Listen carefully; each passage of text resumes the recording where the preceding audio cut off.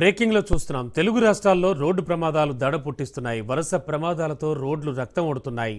వరుస ఘటనలు జరుగుతున్నా ప్రైవేట్ ట్రావెల్స్ తీరు ఏమాత్రం మారడం లేదు.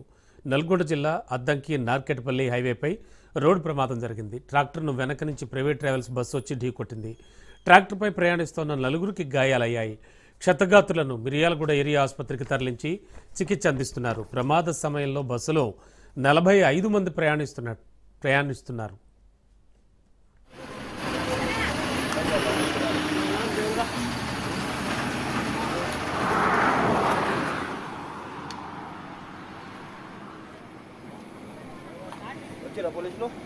వచ్చారు.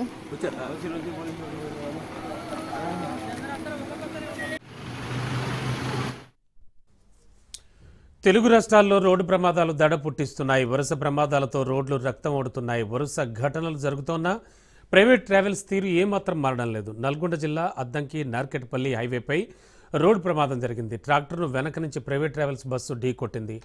ట్రాక్టర్పై ప్రయాణిస్తున్న నలుగురికి గాయాలయ్యాయి. క్షతగాత్రులను మిర్యాలగూడ ఏరియా ఆసుపత్రికి తరలించి చికిత్స అందిస్తున్నారు. ప్రమాద సమయంలో బస్సులో 45 మంది ప్రయాణిస్తున్నారు.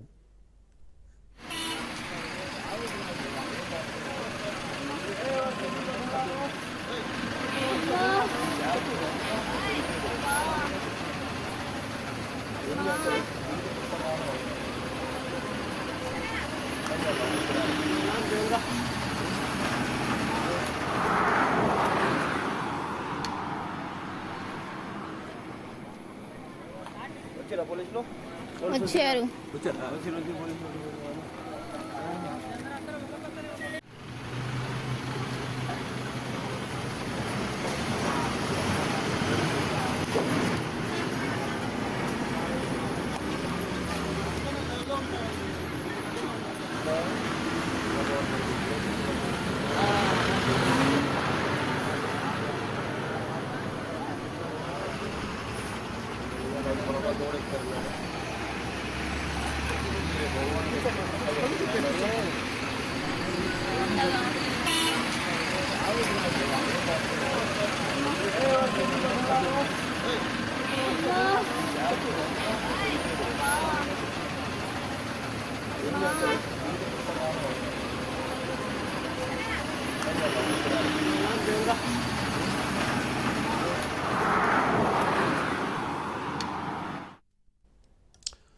చూస్తున్నాం. తెలుగు రాష్ట్రాల్లో రోడ్డు ప్రమాదాలు దడ పుట్టిస్తున్నాయి. వరుస ప్రమాదాలతో రోడ్లు రక్తం ఓడుతున్నాయి.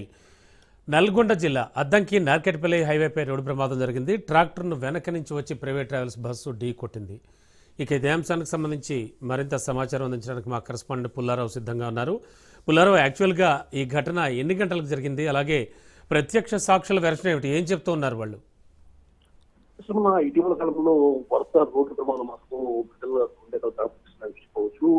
నిన్న జరిగినటువంటి ఘటనకు మరొక బస్సు ప్రమాద ఘటన జరగకుండా ఈ రోజు నల్గొండ జిల్లాలో అద్దంకి నార్కెట్పల్లి జాతీయ రహదారిపై మరొక రోడ్డు ప్రమాదం చోటిస్తుంది. కావల్ నుంచి 40 మంది ప్రయాణికులతో బయలుదేరినటువంటి ఒక ప్రైవేట్ ట్రావెల్స్ బస్సు మిర్యాలగూడ నియోజకవర్గ పరిధిలో అంటే వేములపల్లి మండలం బొగ్గబావిగూడ వద్ద ట్రాక్టర్ ని వెనక నుంచి ఢీకొట్టడం జరిగింది.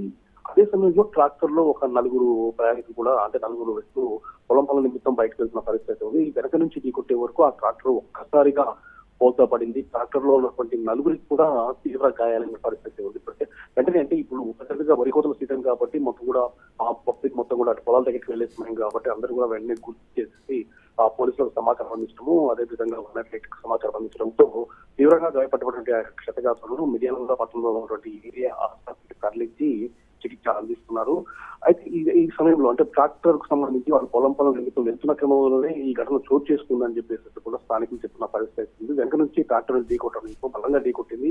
కాకపోతే జాతీయ రహదారిపై ఈ ప్రమాదం జరగడంతో ట్రాక్టర్ ని వెనక బస్సులో ఉన్న ప్రయాణికులు మాత్రం ఎలాంటి గాయాలను ఘటన జరగలేదని చెప్పుకోవచ్చు. ముఖ్యంగా ఆ బస్సులో ఆ సమయంలో 40 మంది ప్రయాణికులు ఉన్నారు. వెనక నుంచి ఢీకొట్టడంతో బస్సు ముందు భాగం మాత్రము దెబ్బతిన్న పరిస్థితి ఉంది. ఆ ట్రాక్టర్ లో ఉన్నటువంటి నలుగురు ఒక్కసారిగా ఆ ట్రాక్టర్ పల్టీ కొట్టే వరకు ట్రాక్టర్ పై నుంచి ఎగిరి అవతల పడి రోడ్డుపై పడ్డారు. వాళ్ళందరికీ కూడా తీవ్ర గాయాలైన పరిస్థితి ఉంది. సో ఈ విధంగా అంటే ఈ రోడ్డు ప్రమాదానికి సంబంధించి ఆ ట్రావెల్స్ బస్ అనేది అతి వేగంగా వస్తూ ఢీకొట్టిందని చెప్పేసి స్థానికంగా ఉన్నటువంటి ప్రజలు కూడా చెప్తున్నారు. ఇదే విషయంలో ఘటనాస్థలం చేసుకున్న పోలీసులు కూడా కేసు నమోదు చేసుకుని దర్యాప్తు చేస్తున్నారు. ముఖ్యంగా బస్సు అతి వేగమే ఈ యొక్క ప్రమాదం కారణాలు అని చెప్పేసి కూడా వాళ్ళు కూడా ఒక నిర్ధారణకు వచ్చినట్లుగా కూడా మనకు తెలియవస్తుంది. Okay, thank you Pullarao.